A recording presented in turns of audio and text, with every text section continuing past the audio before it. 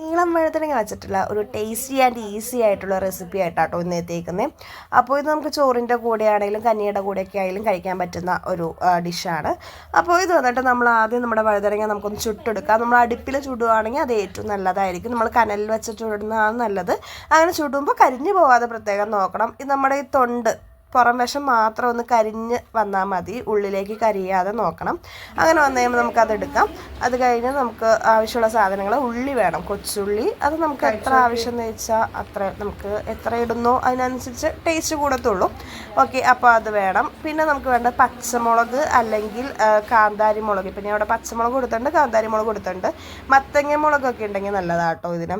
അത് വേണം. പിന്നെ ആവശ്യത്തിന് ഉപ്പ്. അപ്പോൾ ഞാൻ ഇതൊന്ന് ചതച്ചെടുത്തിട്ടുണ്ട്. അതായത് നമ്മുടെ ഉള്ളിയും മുളകും കൂടി ഒന്ന് ചതച്ചെടുത്തിട്ടുണ്ട്. ഇനി നമുക്കത് ഉപ്പ് ഇട്ടൊന്ന് മിക്സ് ചെയ്തെടുക്കാം.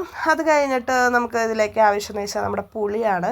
അപ്പോൾ പുളി നമുക്ക് ആവശ്യത്തിനുള്ള ഇത് മാത്രം. നമ്മൾ ഈ ഉള്ളി മുളകും കൂടി ചതയ്ക്കുമ്പോൾ ഒത്തിരി അങ്ങ് അരഞ്ഞു പോരുത്, ഒന്ന് ചതഞ്ഞെടുക്കാവൂ. ശരിക്കും പറയുകയാണെങ്കിൽ നമ്മൾ ശരിക്കും എന്താ പറയുക, മിക്സിയിലൊന്ന് അരയ്ക്കേണ്ട ആവശ്യമില്ല, കല്ലിലാണ്. പിന്നെ ഇതൊന്ന് തൊണ്ട് പൊളിച്ചെടുക്കണം. ഇതിൻ്റെ കറുത്തിരിക്കുന്ന ഭാഗങ്ങൾ മാത്രം നമുക്ക്, അതായത് ഏറ്റവും പുറത്തെ തോട് മാത്രം, ആ തൊണ്ടായിട്ടുള്ള നൈസായിട്ടുള്ള തൊണ്ടുണ്ടല്ലോ, അത് മാത്രം ഒന്ന് പൊളിച്ച് കളയാം. അത് കഴിഞ്ഞ് നമുക്കിതെല്ലാം കൂടി മിക്സ് ചെയ്തെടുക്കണം. നമ്മുടെ ഈ ഉള്ളിയും അതുപോലെ ചതച്ചുവെച്ചിരിക്കുന്ന ഉള്ളി, പച്ചമുളക്, പിന്നെ നമ്മുടെ ഉപ്പ്, അത് നമുക്ക് നന്നായിട്ടൊന്ന് മിക്സ് ചെയ്തെടുത്തതിന് ശേഷം അതിലേക്ക് നമ്മുടെ വഴുതനങ്ങ ചേർക്കാം. വഴുതനങ്ങ ചേർത്തെന്ന് വെച്ചാൽ നന്നായിട്ടൊന്ന് അത് മിക്സിയിൽ അടിക്കേണ്ട, വഴുതനങ്ങ മിക്സിയിൽ അടിക്കേണ്ട ആവശ്യമില്ല. നമ്മൾ കൈകൊണ്ട് തന്നെ ഒന്ന് സ്മാഷ് ചെയ്ത് കൊടുത്താൽ മതി. അപ്പോൾ നല്ല സെറ്റായിട്ട് വരും.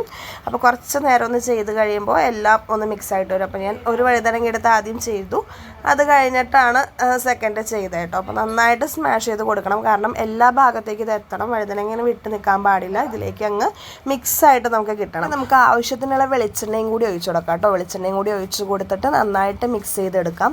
വെളിച്ചെണ്ണ നമ്മുടെ ആവശ്യത്തിന് അനുസരിച്ച് ഒഴിച്ചു കൊടുത്താൽ മതി. അപ്പോൾ ഞാൻ ഈ ഡിഷ് കഴിക്കുന്നത് എനിക്ക് അച്ചാമ്മ ഉണ്ടാക്കി തന്നിട്ടാണ്. അപ്പോൾ ഞാൻ എന്താ പുളിയും കൂടി ചേർത്ത് കൊടുക്കുന്നുണ്ട്. അച്ചാമ്മ ഉണ്ടാക്കി തരുന്നതിലൊരു അച്ചാമ്മയുടെ എന്താ പറയുക സിഗ്നേച്ചർ ഡിഷ് തന്നെയായിരുന്നു ഇത്. എനിക്ക് ഭയങ്കര ഇഷ്ടമായിരുന്നു. അങ്ങനെയാണ് ഞാൻ പക്ഷേ ഇത് ഫസ്റ്റ് ടൈമാണ് ഇവിടെ ട്രൈ ചെയ്യുന്നത്. ഞാൻ വീട്ടിൽ നിന്ന് കഴിക്കാറുള്ളൂ, അച്ചാമ്മ ഉണ്ടാക്കി തന്നെ കഴിക്കാറുള്ളൂ. ഞാനായിട്ട് ഉണ്ടാക്കുന്നത് ഫസ്റ്റ് ടൈമാണ്. അപ്പോൾ ഇത് എല്ലാവർക്കും ഇഷ്ടപ്പെടും. ഒട്ടുമിക്ക ചമ്മന്തി അച്ചാറൊക്കെ ഇഷ്ടപ്പെടുന്ന എല്ലാവർക്കും ഇഷ്ടപ്പെടുന്ന ഒരു ഡിഷാണ്. കഞ്ഞിയുടെ കൂടെ ആയാലും ചോറിൻ്റെ കൂടെ ഒക്കെ ആണെങ്കിലും ഈ ഒരു ഡിഷ് മതി നമുക്ക് കഴിക്കാനായിട്ട്. പിന്നെ പെട്ടെന്ന് ഉണ്ടാക്കാൻ പറ്റുന്ന ഒരു റെസിപ്പി കൂടിയാണ്. അപ്പോൾ എല്ലാവരും ട്രൈ ചെയ്ത് നോക്കണം. Okay, tata, by.